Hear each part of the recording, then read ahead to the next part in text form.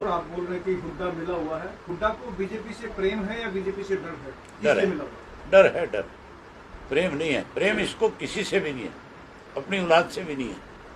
या तो डरता है या लूटता है, दो ही काम करता है, तीसरा नहीं।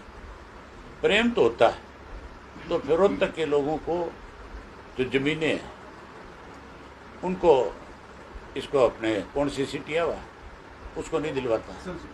अगर लोगों से प्रेम होता है तो 72,000 एकड़ जमीन जो है उसको नहीं देता अंबानी को। अगर प्रेम होता लोगों के साथ तो जिन लोगों ने सर आंखों पे बैठाया था उसकी ज़मीन इस राजीव गांधी एजुकेशन सिटी के नाम पे लूटता नहीं।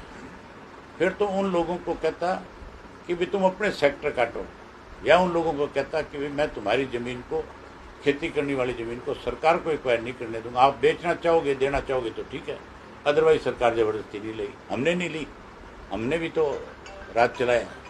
हमने अगर ज़मीन ली किसान की, सेक्टर काटा तो उसमें उसकी साझेदारी करी, उससे पूछ करके उससे ली, उसको बढ़िया रेट दिए।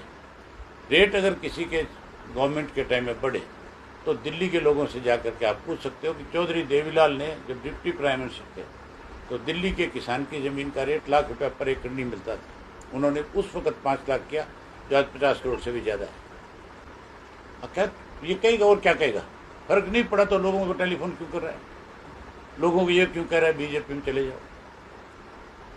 उससे पूछो ये बात मैंने कही है कि नहीं कही। मैंने कल भी आपसे कही, उनका उससे पूछ के देखो आप। अगर वो ये कहते हैं मैंने नहीं कही तो मैं उन लोगों को आपके सामने ला करके खड़ा कर दूंगा जिनको इन्होंने कहा है, और वो आपको बता देंगे खुल के कि बिल्कुल हमें कहा है, हमारे रूबरू ले आओ। फर्क नहीं पड़ता तो फिर बाप बेटा किस लिए घूम रहे हैं यहाँ? अरे ये मुझे कौन होते हैं रोकने वाले?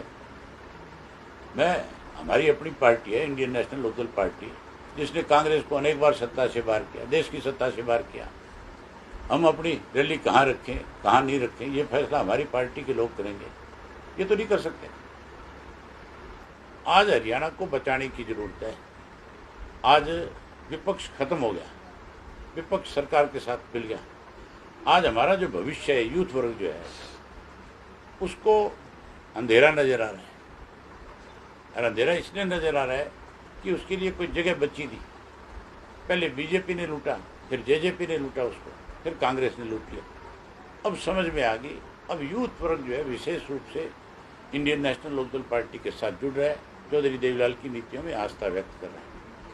जो झूठ बोलेगा, जो विश्वासघात करेगा, तो फिर 100% विश्वास उठ जाएगा।